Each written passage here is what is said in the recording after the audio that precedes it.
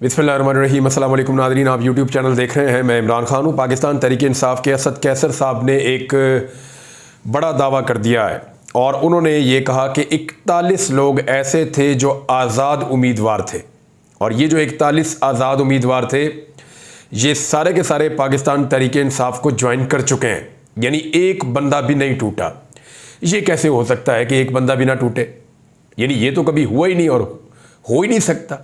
इसके बारे में तो सबके दावे थे कि बंदे इधर चले जाएंगे, उधर चले जाएंगे, ये हो जाएगा, वो हो जाएगा। जीतेंगे भी वही जो पाकिस्तान तहरीक इंसाफ के साथ गद्दारी करेंगे, और वो पहले कमिटमेंट देंगे कि वो बाकी पॉलिटिकल पार्टीज के पास जा रहे हैं। 41 में से एक भी बंदा नहीं टूटा। मिसाल के तौर पर कुछ चीज़ें आपके सामने रखता हूं कि हर बंदे को पता है कि अगर वो नहीं टूटेगा और इमरान खान के साथ खड़ा रहेगा तो वो गिरफ्तार भी किया जा सकता है। उसे पता है कि उसे जबरी तौर पे गुमशुदा भी किया जा सकता है, उसका कारोबार तबाह किया जा सकता है, उसकी फैमिली का कारोबार तबाह किया जा सकता है, मजीद मुकदमात उसके ऊपर बनाए जा सकते हैं, ख़ानदान वालों के लिए मुश्किलात पैदा हो जाएंगी, उसे नाअहल किया जा सकता है, बेशुमार मुसीबतें उसके ऊपर नाजिल हो सकती हैं इस मुल्क में अगर वो इमरान खान के साथ खड़ा रहा। फिर भी एक भी बंदा नहीं टूटा। और दूसरी तरफ लालच क्या थी? वजारतों की लालच, पैसे की लालच, ताकत की लालच, आइंदा के इंतखाबात की लालच, हर चीज की गारंटी और लालच दिए जाने के बावजूद एक भी बंदा नहीं टूटा। तो ये क्या किया? ये क्या किया इमरान खान ने कि बंदे टूट नहीं रहे। पाकिस्तान तो ऐसा नहीं था। पाकिस्तान में तो बंदे यूं टूट जाते थे, मसला ही कोई नहीं होता था। पीपल्स पार्टी जैसी मजबूत जमात को तोड़ के परवेज मुशर्रफ साहब ने बड़े आराम से एक और पीपल्स पार्टी में ग्रुप बना लिया था और अपनी हुकूमत करते रहे 5 साल। मुस्लिम लीग काफ को बड़े आराम से तोड़ के शहबाज शरीफ साहब ने पंजाब में एक फॉरवर्ड ब्लॉक बना लिया था और बड़े आराम से अपनी हुकूमत चलाते रहे थे शहबाज शरीफ साहब भी। तो यहां तो पूरी की पूरी जमातें टूट जाती थी, इधर एक बंदा भी नहीं टूट रहा। ये कैदी नंबर 804 ने किया क्या है, इसको जरा समझिए। इमरान खान जो है ना, वो अब खुद अपने आप में एक सिस्टम बन चुका है। उसकी खुद की अपनी एस्टेब्लिशमेंट है। उसने पाकिस्तान के आम लोगों को ख्वाब दिखाए हैं और एक अजीब सा शहर उसने पाकिस्तानियों के ऊपर तारी कर दिया है, और फिर उसके बाद एक भी बंदा नहीं टूटा। ये पाकिस्तान में नहीं होता था। लोटे सरेआम फिरते थे। इमरान खान की अपनी पार्टी के अंदर लोटे बनते थे, लेकिन इमरान खान ने जो लोटों के साथ किया और उसके बाद जो पब्लिक ने लोटों के साथ किया 17 जुलाई 2022 को, उसके बाद एक हमने देखा पाकिस्तान में एक नया ट्रेंड आया। जो लोटा बनता है पाकिस्तान के लोग उसको छोड़ते नहीं, लोग जाग गए हैं। उनकी सियासत तबाह हो रही है। वो बैठ के टीवी चैनल पे कहते हैं जी हम अगर अपनी वफादारी बदलेंगे हमारे हल्के में लोग हमें नहीं छोड़ेंगे, लोग हमें मारेंगे, हमें जलील करेंगे। ये है वो बदलता हुआ पाकिस्तान जहां पे फैसले चंद हाथों से और चंद ओहदों के हाथ से निकलकर ये फैसले पाकिस्तानियों के हाथों में जा रहे हैं। This is called democracy. जमहूरियत यही होती है जहां पे फैसले पब्लिक की विल के साथ होते हैं। वहां फैसले बंद कमरों के अंदर नहीं होते। वहां फैसले चंद ताकतवर लोग नहीं करते, अशराफिया नहीं करती। वो फैसले 25 करोड़ पाकिस्तानी कर सकते हैं। तो अब फैसला जो है वो पाकिस्तानियों के हाथ में आ चुका है और सूरत हाल यकसर तब्दील हो चुकी है। ये किया इमरान खान ने इस मुल्क में। अब जो सुप्रीम कोर्ट ऑफ पाकिस्तान का जो फैसला है उस पर अमल दरामद के लिए इलेक्शन कमीशन ऑफ पाकिस्तान ने जुमेरात वाले दिन यानी 11 मुहर्रमुल हराम को अपनी मीटिंग कॉल कर ली और उन्होंने अपना इजलास तलब कर लिया है। यानी इलेक्शन कमीशन ऑफ पाकिस्तान को अब इसके ऊपर मुशावरत करनी होगी और मुशावरत के बाद पाकिस्तान तहरीक इंसाफ को मखसूस नशिस्तें देनी होगी और पाकिस्तान तहरीक इंसाफ के जितने भी 41 लोग हैं इनको पाकिस्तान तहरीक इंसाफ का बाकायदा हिस्सा बनाना होगा। 2 MNA रह जाएंगे जो हिस्सा होंगे सुन्नी इत्तेहाद कौंसिल के, जिनमें एक जो है वो साहबजादा हामिद रजा और एक जो है अली अमीन गंडापुर के भाई फैसल अमीन गंडापुर साहब। ये दोनों MNA वहां पे सुन्नी इत्तेहाद कौंसिल में रह जाएंगे और बाकी सारे के सारे जो है वो पाकिस्तान तहरीक इंसाफ का हिस्सा होंगे। अब आप आए इस बात पे कि इलेक्शन कमीशन क्या कर सकता है। देखिए, इलेक्शन कमीशन के ऊपर बहुत दबाव है कि वो सुप्रीम कोर्ट ऑफ पाकिस्तान के फैसले पर अमल दरामद ना करे। कुछ सहाफ़ी जो है वो ये क्लेम भी कर रहे हैं कि ये फैसला कर दिया गया है कि चाहे तौहीन अदालत लगे चाहे कुछ भी हो, इस फैसले पर अमल दरामद नहीं होने दिया जाएगा। लेकिन ये मुमकिन नहीं है। देखिए कैसे मुमकिन नहीं है, ये मैं आपको बता देता हूं। अली अमीन गंडापुर ने मखसूस नशिस्तें PTI के अलावा दीगर लोगों को देने से इनकार कर दिया था और हलफ नहीं लेने दे रहे थे। लेकिन उनके पास एक्चुअली इतनी बड़ी मेजॉरिटी थी कि जब भी वो हॉल से निकलते थे असेंबली से, तो असेंबली के अंदर कोरम ही पूरा नहीं होता था। उनकी मेजॉरिटी इतनी ज़्यादा है। तो पीडीएम की जमातें ये नहीं कर सकती। अगर पीटीआई के अपने लोग भी बैठे रहेंगे असेंबली के अंदर तो कोरम पूरा हो जाएगा, लिहाजा कोरम की निशानदेही वहां पे हो नहीं सकती, इन लोगों को बाहर निकाला नहीं जा सकता। एक बात तो ये है। दूसरा, इलेक्शन कमीशन ऑफ पाकिस्तान को अदालत ने साफ कहा है कि अगर किसी बात में कोई प्रॉब्लम है तो आके चैम्बर में पूछ लीजिएगा, आपको उसका जवाब मिल जाएगा। अब पाकिस्तान तहरीक इंसाफ के जो लोग हैं, ये आज़ाद उम्मीदवार उनको ज्वाइन करना चाहें, जिस जमात को भी ये ज्वाइन कर लें, इनकी ज्वाइनिंग आप करवा दें। तहरीक इंसाफ पॉलिटिकल पार्टी थी, तहरीक इंसाफ पॉलिटिकल पार्टी है, लिहाजा इसको ज्वाइनिंग करवाने का हक है। अब वो वहां पे ज्वाइन कर लेंगे। दूसरा, उन्होंने ये कहा था कि फिर मखसूस नशिस्तों के ऊपर जो हक है वो पाकिस्तान तहरीक इंसाफ का है। 15 दिन के अंदर उनके पास जितने बंदे आ जाएंगे उसकी बुनियाद के ऊपर वो अपनी मखसूस नशिस्तों की एक फहरिस्त जमा कराएंगे और उसके मुताबिक उनको वो सीटें मिल जाएंगी। मामला बड़ा सिंपल है। अब PMLN का तो इसमें रोल ही कोई नहीं है। हुकूमत ये फैसला करने वाली होती कौन है कि सीटें किसको देनी है और किसको नहीं देनी, क्योंकि वो तो कोरम की निशानदेही भी नहीं कर सकते, उनके नंबर इतने ज्यादा नहीं है। और तहरीक इंसाफ के पास और ये जो ज्वाइनिंग दे रहे लोग, इनके अपने नंबर इतने ज्यादा हैं कि वहां पे कोरम की निशानदेही के बावजूद ये इजलास चलवा सकते हैं। तो नाज़रीन, हुकूमत तो इस मामले में ना 3 में ना 13 में ना उनका काम है ये, ना वो इसके अंदर कुछ कर सकते हैं। ये तो काम है इलेक्शन कमीशन ऑफ पाकिस्तान का कि सबसे पहले वो पाकिस्तान तहरीक इंसाफ के मेंबरों को तस्लीम करें। हलफ तो वो पहले ही ले चुके हैं। और उसके बाद अगला काम यह है कि मखसूस नशिस्तों की जो लिस्ट पाकिस्तान तहरीक इंसाफ फराहम करे, उनको वहां से नोटिफाई कर दे। फिर वो पहुंच जाएंगे असेंबली के अंदर हलफ लेने के लिए। और कोरम की निशानदेही तो हो नहीं सकती, क्योंकि पाकिस्तान तहरीक इंसाफ अकेली भी मौजूद होगी तो इतनी बड़ी उनकी तादाद है कि उनका कोरम पूरा हो जाएगा असेंबली का। तो ये है जनाब इसकी सूरत हाल, और ये अमल दरामद करना ही पड़ेगा। हुकूमत इसके अंदर अपील के अंदर गई है, देखते हैं कि इस पर कोई स्टे होता है या नहीं होता। लेकिन मेरे ख्याल में क्योंकि फैसला आ चुका है सुप्रीम कोर्ट ऑफ पाकिस्तान का और फुल कोर्ट का फैसला है, तो पहले इसके ऊपर अमल दरामद होना चाहिए और उसके बाद फिर देखते हैं कि हुकूमत को जो वो मांग रही है वो मिलता है या नहीं मिलता। एडहॉक जजेस के मामले के ऊपर अब बार एसोसिएशन बोलना शुरू हो गई हैं। देखिए, 4 जजेस के नाम आए थे जिनमें से 2 ने कन्फर्मेशन दे दी है और 2 जजेस के बारे में खबर आ रही है कि वो इसका हिस्सा नहीं बनना चाहते। अब काजी फायद ईसा साहब की चॉइस के ऊपर तो नहीं होगा ना, ये तो सुप्रीम कोर्ट ऑफ पाकिस्तान के अंदर आएगा, फिर वहां पे फैसला होगा कि किसको बनाना और किसको नहीं बनाना। और बनाना भी है तो क्यों बनाना है, इसके ऊपर जो है वो Peshawar high court bar association ने और कराची बार एसोसिएशन ने, दोनों बार्स ने मजम्मत कर दी है 9 मुहर्रम वाले दिन। अभी क्योंकि 9 और 10 मुहर्रम है तो 11 मुहर्रम से हमें नजर आएगा कि बाकी बार कौंसल्स और वकला इसके बारे में अपनी राय देंगे। हामिद खान साहब ने बहुत क्लियरली कह दिया कि ऐसा हम नहीं होने देंगे। अगर ऐसा किया गया या ऐसा करने की कोशिश की गई तो फिर इस मामले के ऊपर हम तहरीक चलाएंगे। और वकला की तहरीक जो है वो काफ़ी अरसे से दबती चली आ रही है। बार बार वकला जो है वो किसी मामले पे इकट्ठे होते हैं, फिर मामला कहीं और मुड़ जाता है। तो मेरे ख्याल में कोई भी चिंगारी इस आग को भड़का सकती है। हुकूमत को होश के नाखून लेने चाहिए और एक के बाद एक और गड़ा अपने लिए नहीं खोदना चाहिए। पाकिस्तान तहरीक इंसाफ पर पाबंदी के मामले पर हुकूमत फरार हो गई है।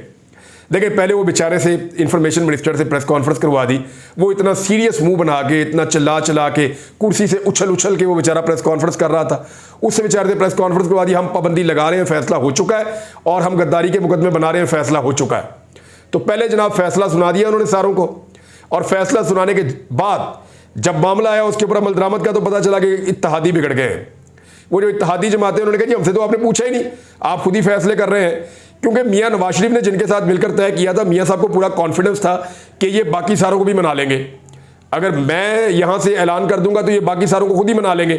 लेकिन वो बाकी सारे जो है उन्होंने इसके ऊपर बड़ा ठंडा ठंडा सा रद्देमल दिया। पीपल्स पार्टी ने कहा अब फाइनली कि हमारे लोग जो रद्देमल दे रहे हैं उसको ना माना जाए, बल्कि रद्देमल वही है जो आएगा पार्टी की तरफ से ऑफिशियली।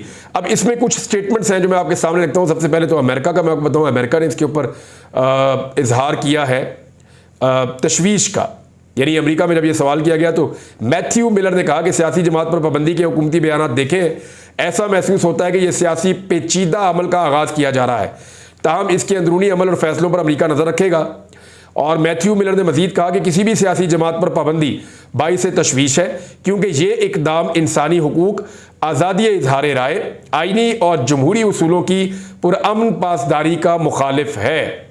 ये बात जनाब मैथ्यू मिलर ने की है। इसके अलावा एक स्टेटमेंट जो है वो फजल रहमान साहब का भी लेटेस्ट है, वो भी आपको मैं बताता हूँ। लेकिन पहले आप ये देख लें कि इस पे एमएल वली खान ने क्या कहा। एमएल वली खान जो एएनपी के सरबराह हैं, और उन्होंने कहा कि हम कभी गैर जमहूरी आमरीत की हमायत हमने नहीं की, हमारी ये तारीख है और सियासी नज़रियाती इख्तलाफात के बावजूद PTI पर पाबंदी आयद करने की हम मुखालफत करते हैं। इसकी बुनियाद जनरल अयूब खान ने रखी थी। बदकिस्मती से पाकिस्तान में तारीख से सबक नहीं सीखा जा रहा। फिर उन्होंने ये कहा कि बार बार पॉलिटिकल पार्टीज जब हुकूमतों में बदलती हैं तो बेनिफिशरीज बदल जाते हैं और सबका मौक़िफ़ बदल जाता है। कभी वो इनकलाबी बन जाते हैं और कभी जो बेनिफिशरी बन जाते हैं तो लोग झूठे नारे लगाते हैं। फिर उन्होंने ये कहा कि ANP जमहूरी रवायात की कदर करते हुए किसी भी पाबंदी की हमायत नहीं कर सकती। पाबंदी लगानी है तो फौजी इदारों की सियासत में मुदाखलत पर पाबंदी लगाई जाए। और साथ उन्होंने ISI एजेंसी का नाम लिया कि जनाब उनकी सियासत में मुदाखलत के ऊपर पाबंदी लगाई जाए। ये एमल वली खान का स्टेटमेंट था। फजलुर रहमान साहब ने इसमें क्या कहा? फजलुर रहमान साहब ने कहा कि ताकतवर हल्के समझ जाएं, सियासत में उनकी मुदाखलत मुल्क के लिए नुकसानदेह है। उन्होंने कहा कि मुल्क में अदम इस्तेहकाम की बड़ी वजह अस्करी इदारों की मुदाखलत है। फजलुर रहमान ने कहा कि ताकतवर हल्के समझ जाएं कि सियासत में उनकी लगातार मुदाखलत मुल्क के लिए नुकसानदेह है। और 2018 और 2024 के इंतखाबात के नताइज ने इदारों की सरेआम मुदाखलत का पोल खोल दिया है। उन्होंने कहा कि अज़्म इस्तेहकाम ऑपरेशन से मुल्क भर बिलखुसूस खैबर पख्तूनख्वा में बेचैनी में इजाफा होगा। तो फजलुर रहमान साहब ने कहा कि जी यानी वो भी मुखालफत कर रहे हैं लगातार और इदारों की सियासत में मुदाखलत पर भी वो मुखालफत कर रहे हैं, लेकिन साथ ही साथ वो ये पाकिस्तान तहरीक इंसाफ के ऊपर जो पाबंदी लगने का मामला है इसमें भी उन्होंने कोई पॉजिटिव रिएक्शन नहीं दिया। इरफान सिद्दीकी साहब ने एक बड़ा अजीबोगरीब स्टेटमेंट दिया है, हालांकि वो एक सहाफ़ी रहे हैं और उनका स्टेटमेंट मुझे तो बहुत ही अजीब लगा। इरफान सिद्दीकी साहब कहते हैं कि मुल्क की तरक्की को नुकसान पहुँचाना इस्तेहकाक है तो ये हक सबको होना चाहिए।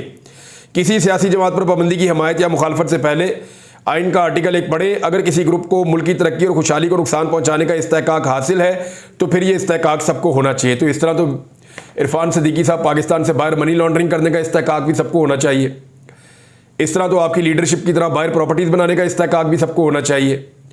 इस तरह तो मियाँ साहब की तरह सबको इस्तेहकाक होना चाहिए कि वो जब दिल करे इनकलाबी बन जाए और जब दिल करे बूट पॉलिश हाथ में पकड़ ले, ये भी इस्तेहकाक सबको होना चाहिए।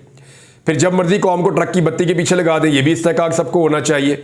फिर जब दिल करे लोगों को इनकलाब पे लगाकर मुल्क छोड़ के बैरून मुल्क भाग जाए और वहाँ जाके ज़बरदस्त ज़िंदगी गुजारें यूरोप के अंदर, ये भी इस्तेहकाक सबको होना चाहिए। ये अब मीठा मीठा हफ हफ कड़वा कड़वा थू थू तो नहीं है ना। राणा सनाउल्लाह साहब का अगर एक स्टेटमेंट आप देखें तो आपको इनकी पूरी मेंटेलिटी इस वक्त की आपको समझ आ जाएगी कि ये क्या कर रहे हैं। यानी माइट इज़ राइट में कौन सा उसूल होता है? राणा सनाउल्लाह साहब कह रहे हैं रोना धोना बंद करें, जो आपसे बन पड़ा वो आप करें, जो हमसे बन पड़ा वो हम करेंगे। एक तो राणा सनाउल्लाह साहब हम आप ना कहें।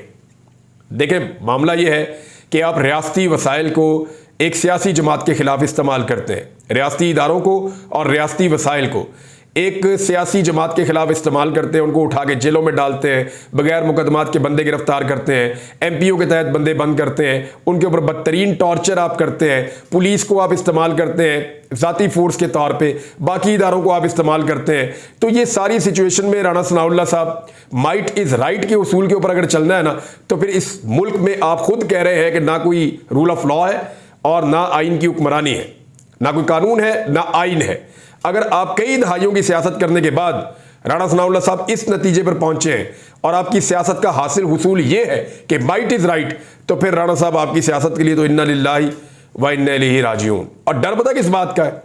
डर इस बात का है कि राणा सनाउल्लाह साहब ने स्टेटमेंट दिया कि इमरान खान जेल से बाहर आ गया तो हमें एस्टेब्लिशमेंट भी नहीं बचा सकती। यानी इसमें दो चीज़ें हैं। एक तो राणा सनाउल्लाह साहब का खौफ बोल रहा है कि पब्लिक अब इनके इतनी ज़्यादा खिलाफ हो चुकी है और इमरान खान के साथ इतना ज़्यादा जुड़ गई है कि उन्हें लगता है कि हमारी कोई बचत नहीं है अगर इमरान खान जेल से बाहर आ गया। और दूसरा वो एतराफ़ ये कर रहे हैं कि इस वक्त हमें एस्टेब्लिशमेंट प्रोटेक्ट कर रही है, पाकिस्तान की एस्टेब्लिशमेंट हमें बचा रही है, लेकिन अगर इमरान खान जेल से बाहर आ गया तो फिर हमें पाकिस्तान की एस्टेब्लिशमेंट भी नहीं बचा सकेगी। ये भी राणा सनाउल्लाह साहब का स्टेटमेंट है।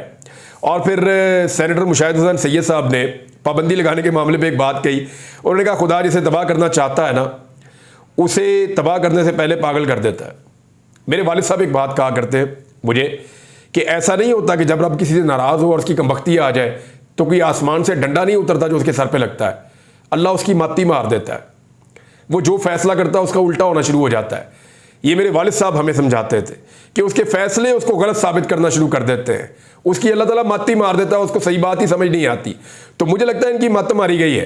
कभी ये कहते हैं हमने सुप्रीम कोर्ट से लड़ना है, कभी ये कहते हैं हमने इमरान खान से लड़ना है, कभी ये कहते हैं हमने पाकिस्तान की आवाम से लड़ना है, कभी ये कहते हैं हमें झूठे मैंडेट के ऊपर हुकूमत बनाकर दे दो, कभी ये कहते हैं जनाब हमें जो है वो एड हॉक जजेस चाहिए, कभी ये कहते हैं अपनी मर्जी की हमने अदालतें चलानी है, कभी ये कहते हैं जनाब हमने फलां जमात के ऊपर पाबंदी लगानी है, कभी ये कहते हैं हमने साबिक सदर पे और वज़ीर आज़म पे जो है वो गद्दारियों के मुकदमे बना देने हैं। यानी ये तो इनकी मत ही मारी गई है, ऐसा लगता है ये दीवाने का ख्वाब देख रहे हैं। आप जिस काम के लिए इनको हुकूमत में लाकर बिठाया गया, अव्वल तो अवाम ने नहीं बिठाया, ये अवाम की मर्जी के खिलाफ जबरदस्ती आकर हुकूमत में बैठ गए।